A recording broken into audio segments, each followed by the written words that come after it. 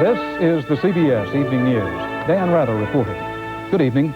John Tower is in his desperate fight to the finish for his nomination and reputation.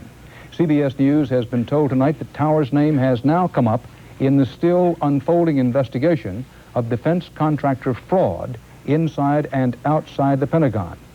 Accusations, nothing more than that. A meeting this evening between Tower and Senate Armed Services Committee Chairman Sam Nunn. It came just hours after Nunn indicated that he is now inclined to vote no on Tower, at least for the present time. The committee has again put off voting on whether to recommend Tower's confirmation as Defense Secretary to the full Senate. President Bush said today Tower is a victim of, quote, frenzied speculation. Accusations against Tower started weeks ago, some coming from right-wing opponents, some from Tower opponents inside the Bush transition team. Bob Schieffer begins our coverage of the long ordeal of John Tower for defense. Top White House lawyer Boyden Gray went to the Capitol tonight to discuss the situation with ranking members of the Armed Services Committee, but Chairman Sam Nunn said he still has concerns. That still holds. I have serious concern. I also stated I had not made a final decision. Earlier, Nunn revealed what he told the White House yesterday. I told the president, frankly, that I have serious concerns, and I also stated that if a vote was held immediately, as some have urged, I would vote no because of these concerns. Until yesterday, the White House was pushing for an immediate Senate vote on Tower's confirmation, but that changed abruptly when the White House learned of the new allegations last night. I received a call from Senator Warner last night. I was at home, I'd say 7, 8 o'clock, saying that a recent allegation had surfaced and they would put it off. That means it will be at least 2 weeks before it can be brought to a vote, since the Senate is in recess next week. There seems general agreement that if the investigation drags on much longer, it could impair Tower's effectiveness, even if he is confirmed. And it's already strained relations between the White House and Congress. For example, senators said today they'd no longer depend on White House lawyers to notify the FBI of allegations about Tower. We decided that we did not need the White House as an intervening interpreter of either asking the questions or giving us their impression of the FBI report that followed. The reason CBS News has learned is that in some cases, White House staffers allowed Tower himself to see the allegations before the FBI checked them out. Nunn's message today was a simple one. The Tower nomination is no longer being taken for granted. If the allegations are not cleared up, then we have serious problems, and it'd be my guess he will not be confirmed. Senator Nunn and Senator Warner are meeting now with John Tower. What's going on in that meeting, we can't say, but the meeting with the White House counsel that the two senators had went on for more than 2 hours, and Senator Nunn says that the FBI investigation that was supposed to have been completed yesterday still is incomplete.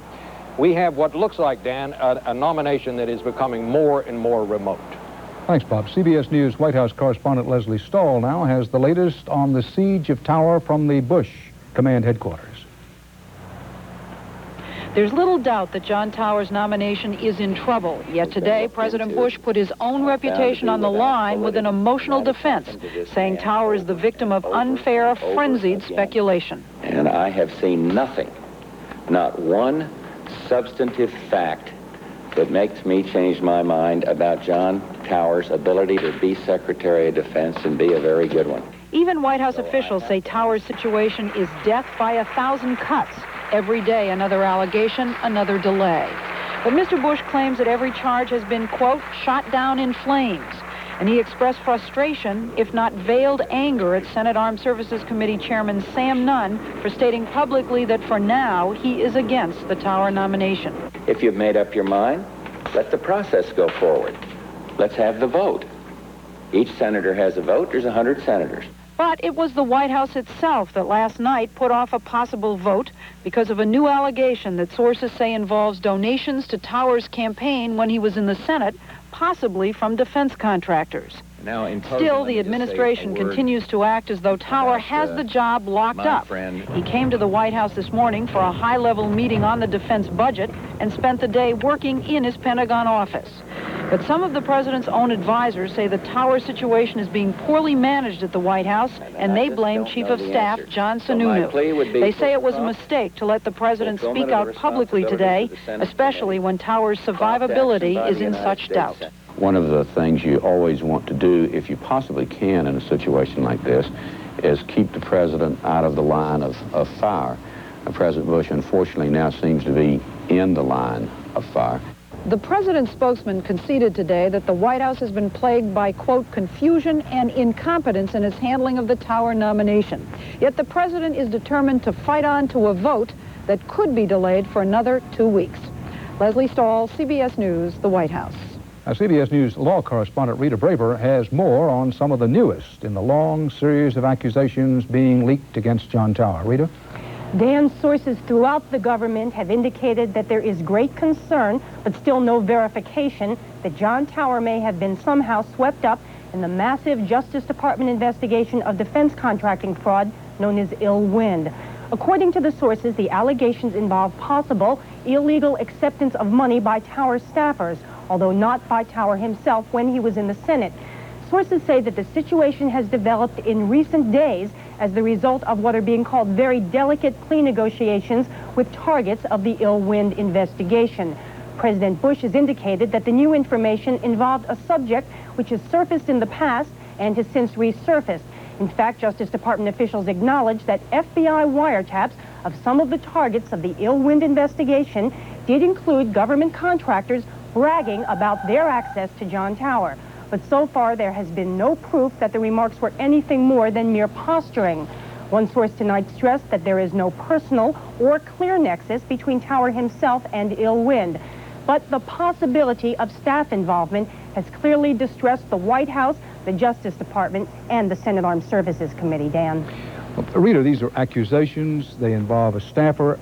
What is the likelihood that they can be stretched to involve John Tower directly in himself?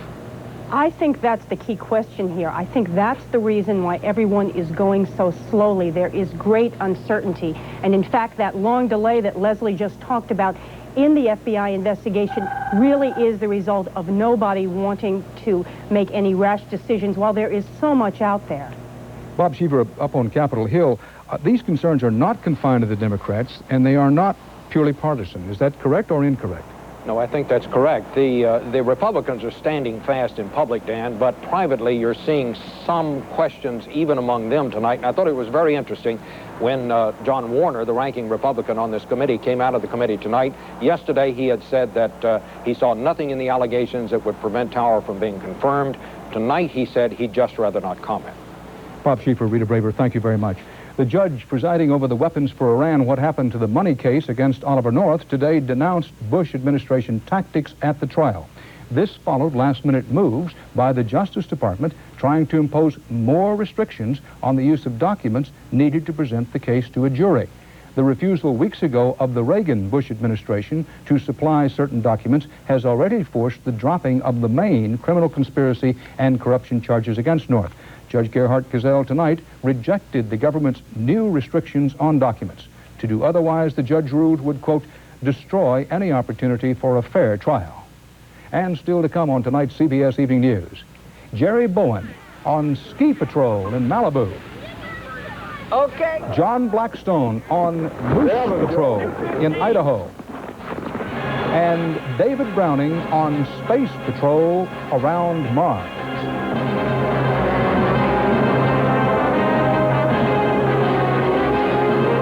Advisory Commission on Cancer called on Congress today to reclassify tobacco as a drug so that the Food and Drug Administration would have to regulate it. U.S. Surgeon General C. Everett Koop also turned up the heat on smokers and the tobacco lobby again today. He called for an outright smoking ban on all commercial airline flights. Federal health officials say that Kentucky has the nation's highest rate of deaths linked to smoking. Last fall, the University of Louisville drafted tough anti-smoking legislation, which said all irreconcilable differences between smokers and non-smokers be decided in favor of the non-smokers. But tobacco is a $2 billion a year industry in the state of Kentucky, and some state legislators threatened reprisals against the university. Louisville officials now say they've softened the proposed no-smoking rules to see that smokers are, and I now quote, treated with some balance.